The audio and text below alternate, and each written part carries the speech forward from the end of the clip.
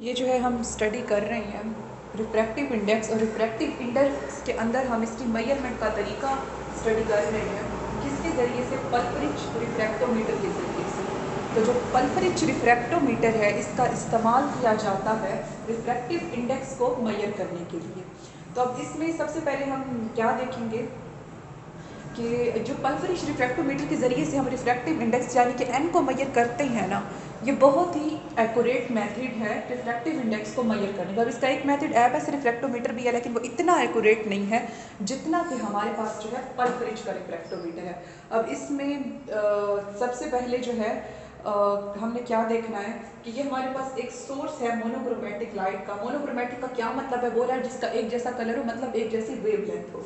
ABCD manage करना है और इसे फॉल करवाना है इस सरफेस पे। अब ये जो हमारे पास पड़ा है ना राइट एंगल की शक्ल में प्रिज्म LMO, ठीक है, इसके ऊपर ना ये एक सेल या फिर ट्यूब पड़ी है। अब इस ट्यूब या सेल के अंदर वो लिक्विड है जिसका रिफ्रैक्टिव इंडेक्स मालूम करना है। अब नीचे प्रिज्म है और इस सेल के अंदर हमारे पास लिक्विड पड़ा है, और इस लाइट को कहाँ फॉल करा रहे हैं, जहाँ पे ये लिक्विड और ये जो प्रिज्म है इसकी सतह मिल रही होगी। अब यहाँ पे ये टकराएगा, इससे टकराने के बाद ये यहाँ से जाता जाता फिर टेलीस्कोप में चला जाएगा। टेलीस्कोप के ऊपर ये स्केल लगा हुआ है जिसके ऊपर हमारे पास एंगल ऑफ इंसिडेंस की जो है वैल्यू शो होगी, ठीक है। फिर एंगल ऑफ इंसिडेंस की वैल्यू को जो है हम पुट करके हम रिफ्रैक्टिव इंडेक्स को जो है फाइंड आउट कर लेंगे, ठीक है। तो इसमें आप सबसे पहले इसकी थ्योरी में हम देखते हैं। पहले यहाँ पे ये मेंशन है कि ये जो है ज़्यादा एक्यूरेट मेथड है रिफ्रैक्टिव इंडेक्स को मेजर करने के लिए, ठीक है, ये भी मैंने बताया। और इसमें जो रिफ्रैक्टोमीटर है ना उसका राइट एंगल प्रिज्म है LMO, ये आप देख सकते हैं, ठीक है। फिर उसके बाद में यहाँ पे क्या मेंशन है कि एक गिलास सेल रखना है इस प्रिज्म की सतह के ऊपर, और वो किस लिक्विड से भरा हुआ है जिसका रिफ्रैक्टिव इंडेक्स हमने फाइंड आउट करना है, ठीक है। तो ये हो गया। उसके बाद ये भी मैंने स्टार्ट में बताया कि एक मोनोक्रोमेटिक लाइट जो है आपने यूज़ करनी है, और उसे जो है आपने फॉल करवाना है किस जगह पर, उस सतह पे जहाँ पे ये लिक्विड और इस प्रिज्म की बाउंड्री मिल रही है, मतलब ग्रेजिंग इंसिडेंस के एंगल पर। Source of monochromatic light is manage and it is allowed to enter liquid of grazing incidence along surface between liquid and prism, ठीक है। मतलब ग्रेजिंग इंसिडेंस पे किस सरफेस पे इन चार लाइटों को जो कि एक बीम में कन्वर्ट होकर टकराए, कहाँ फॉल कराना है, ग्रेजिंग इंसिडेंस के एंगल पे उस सरफेस के दरमियान जो कि लिक्विड और प्रिज्म के दरमियान है। और जो पाथ है लाइट का वो ABCD से शो किया गया है, ठीक है। और ये जो ABCD है लाइट है, फिर ये यहाँ से गुजरने के बाद ये दाखिल हो रही है टेलीस्कोप के अंदर, ठीक है। ये टेलीस्कोप में दाखिल होगी, और टेलीस्कोप में जब ये दाखिल होगी तो एंगल ऑफ इंसिडेंस जो है हवा में जब ये दाखिल होगी तो उस टाइम एंगल ऑफ इंसिडेंस ज़्यादा होगा और एंगल ऑफ रिफ्रैक्शन कम होगा, और वो कितना कम होगा, वो 90 से भी कम होगा। उसके बाद है कि अगर टेलीस्कोप जो है, एक मिनट से क्लियर हो जाए,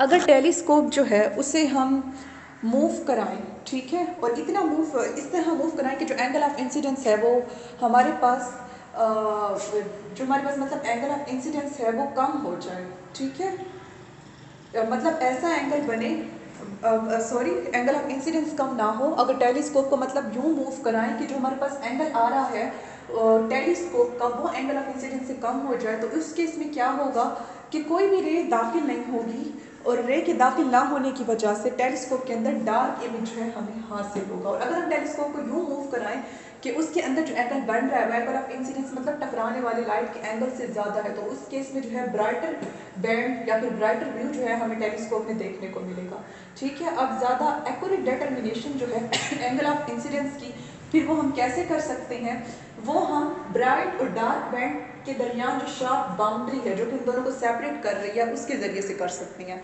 मतलब अगर हमें डार्क इमेज मिल रहा है तो हम कह सकते हैं कि ये जो एंगल है एंगल ऑफ इंसिडेंस से कम है, और अगर हमें ब्राइट मिल रहा है तो हम कहेंगे ये तो ऑब्वियस है, ब्राइट इमेज है, तो जो टेलीस्कोप में बनने वाला एंगल है लाइट का वो ज़रूर एंगल ऑफ इंसिडेंस से जो है ज़्यादा होगा, ठीक है। अब मतलब इन दोनों में फ़र्क करके ब्राइट और डार्क बैंड में हम जो है पता लगा सकते हैं एंगल ऑफ इंसिडेंस का। उसके बाद क्या है कि आप इससे फिर एंगल का पता लगा लेंगे। जब एंगल की वैल्यू पुट करेंगे फार्मूले में जिसे हमने अभी ड्राइव किया है, तो उससे हमारे पास रिफ्रैक्टिव इंडेक्स की वैल्यू जो है आ जाएगी।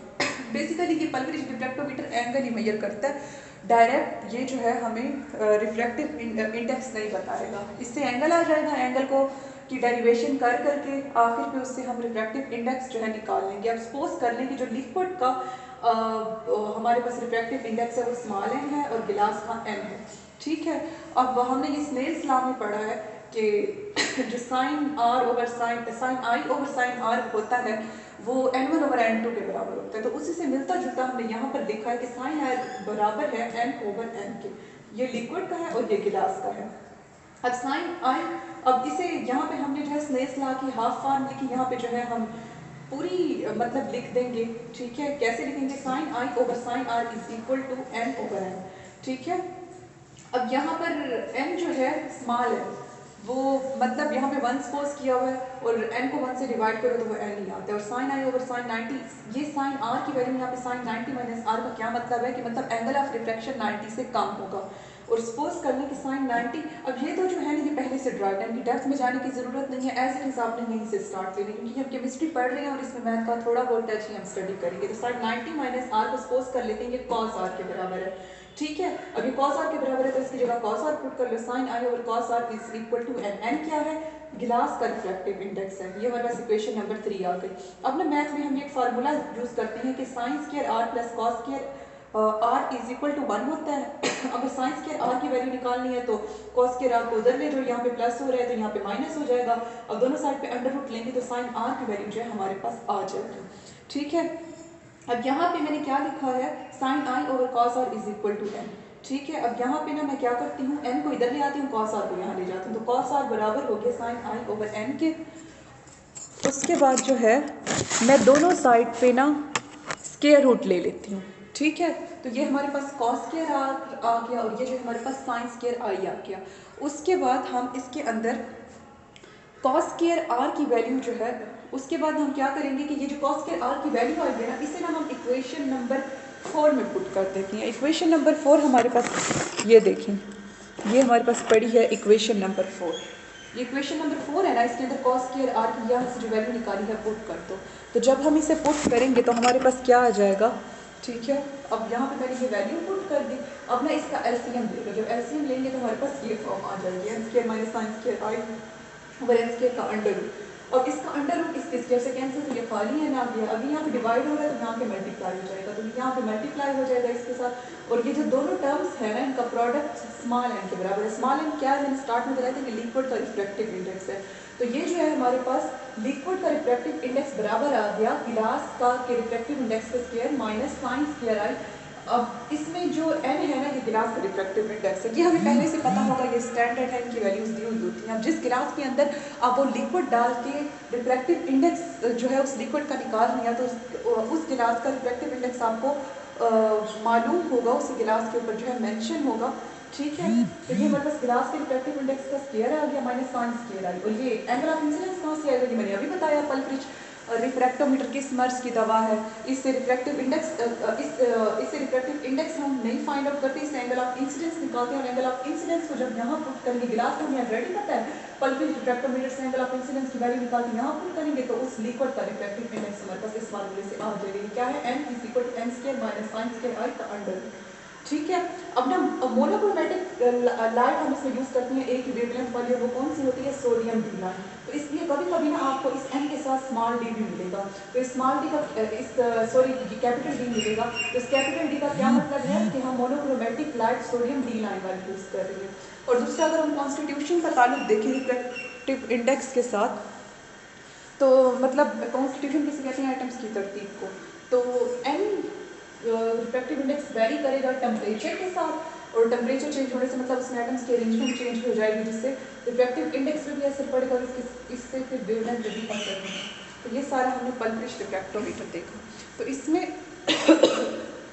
इसमें मैंने क्या बताया, स्टार्ट से एक बार रिपीट कर देती हूँ कि आपने सबसे पहले जो है लाइट मैनेज करनी है ABCD monochromatic sodium D line की। इससे फॉल कराना है किस सतह पर, जहाँ पे लिक्विड और प्रिज्म मिल रहा है। प्रिज्म कौन सा है, LMO, ठीक है। उसके बाद ये लाइट जो है जाएगी, पड़ेगी टेलीस्कोप पे, ठीक है।